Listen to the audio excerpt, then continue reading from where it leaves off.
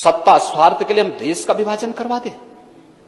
इससे निम्न स्तरीय हरकत दूसरी हो नहीं सकती। और 1947 में यही हुआ था इस देश के साथ। महोदय, मैं फिर इस सदन में रखना चाहता हूं और अपने विपक्ष के मित्रों को भी, जो जाति जाति की रट लगाते हैं ना, इनको भी मैं बताना चाहता हूं, आजादी की लड़ाई में 2 दलित नेता इस देश के अंदर थे। एक बाबा साहब डॉक्टर भीमराव अंबेडकर और दूसरा श्री जोगेंद्र नाथ मंडल। ये 2 नेता थे, नेता प्रतिपक्ष में। आप चाहूंगा नोट करें और इसको, इन दोनों की कथा को सुने, क्योंकि उम्र के साथ आपको प्रवचन सुनने का अभ्यास हो रहा है। मुझे बहुत अच्छा लगा है और एक अच्छी शुरुआत है। प्रवचन सुनता भी ठीक से हूं। नहीं, मैं आपके पूरे भाषण के दौरान बैठा रहा, और मैं इसलिए बैठा रहा कि भाई एक तो आप बलिया के हैं और बीच में कहीं ऐसा ना हो कि हमारे यहां से सुरेंद्र सिंह उठ खड़े हो जाएं, तो इसलिए मैंने कहा मैं स्वयं ही यहां बैठे रहता हूं। तो मैं इसलिए बैठा रहा कि नहीं, मैं पिछली बार नहीं बैठ पाया था, इसलिए इस बार मैं स्वयं ही आपके लिए बैठूंगा। लेकिन हमें इन चीजों को जानना पड़ेगा। देखिए, सत्ताएं आएंगी जाएंगी, महत्वपूर्ण ये नहीं है। महत्वपूर्ण देश है। इस देश से बढ़कर कुछ नहीं हो सकता, हमारे देश कुछ नहीं हो सकता है। और इसलिए इन 2 नेताओं की कथा को हर भारतवासी को सुनना चाहिए और तब सीए पर अपना जवाब भी तलाशना चाहिए। 1946 में जब नेशनल असेंबली के इलेक्शन हो रहे थे, तो कांग्रेस ने बाबा साहब भीमराव अंबेडकर को मुंबई सीट से हरवा दिया था।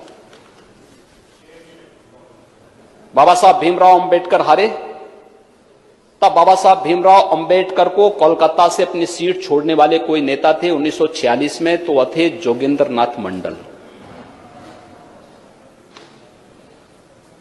1940 के दशक में देश के अंदर दलितों, वंचितों और केवल देश ही नहीं, दुनिया की ये आवाज बने थे दोनों नेता। लेकिन 1946 में एक तरफ बाबा साहब भीमराव अंबेडकर को प्रलोभन दिए जा रहे थे।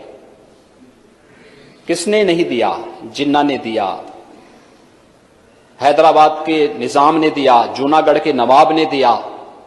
लेकिन बाबा साहब भीमराव अंबेडकर, उन्होंने कभी अपने मुद्दे से टस से मस नहीं हुए। उन्होंने कहा था कि मैं जानता हूं कि भारत के दलितों और वंचितों का हित कहां सुरक्षित है। ये बाबा साहब भीमराव अंबेडकर ने कहा था, और उन्होंने पाकिस्तान बनाने का विरोध किया था। बाबा साहब भीमराव अंबेडकर पाकिस्तान बनाने का विरोध किए थे, पुरजोर विरोध किया था। लेकिन जोगेंद्र नाथ मंडल जिन्ना के बहकावे में आ गए, देश विभाजन का समर्थन कर दिए, पाकिस्तान चले गए। बाबा साहब भीमराव अंबेडकर आजाद भारत में भारत के कानून मंत्री बनते हैं। जोगेंद्र नाथ मंडल पाकिस्तान के कानून मंत्री बन जाते हैं। बाबा साहब भीमराव अंबेडकर भारत के संविधान के शिल्पी बने, और 1950 आते आते श्री जोगेंद्र नाथ मंडल पाकिस्तान में दलितों पर, हिंदुओं पर, सिखों पर होने वाले अत्याचार से इतने व्यथित हो गए कि महोदय अक्टूबर 1950 को वे वापस भारत भाग के आ गए और कोलकाता में आकर के एक शरणार्थी का जीवन यापन करने लग गए। 1950 से लेकर के 1966 तक जोगेंद्र नाथ मंडल गुमनाम जीवन जिए भारत के अंदर, और अंत में उनकी गुमनाम मौत हो गई।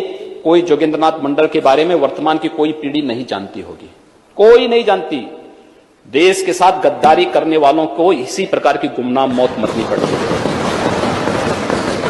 और दूसरी तरफ बाबा साहब डॉक्टर भीमराव अंबेडकर है, भारत के संविधान के शिल्पी बने। भारत के अंदर किसी भी राष्ट्रीय नेता के इतने स्मारक और इतने स्थल नहीं होंगे।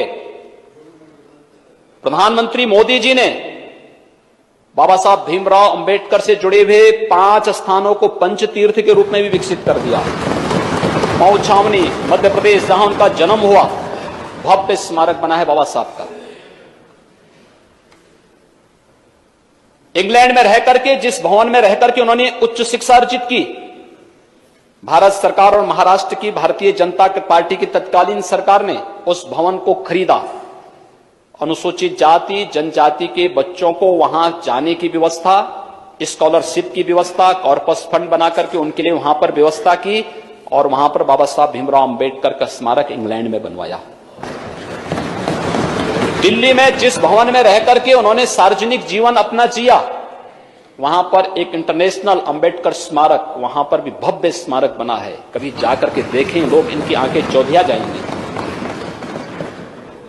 नागपुर में उनकी दीक्षा भूमि, भव्य स्मारक, और उनका चैत्य भूमि मुंबई में भव्य स्मारक विकसित हो रहा है। यह है सम्मान। और यही नहीं, स्वतंत्र भारत ने उन्हें भारत रत्न की उपाधि से सम्मानित करके भारत रत्न की। यह है दो लोगों की कथा। एक राष्ट्रपुत्र बनकर के भारत रत्न बना और एक ने देश के साथ गद्दारी की, गुमनाम मौत मरा।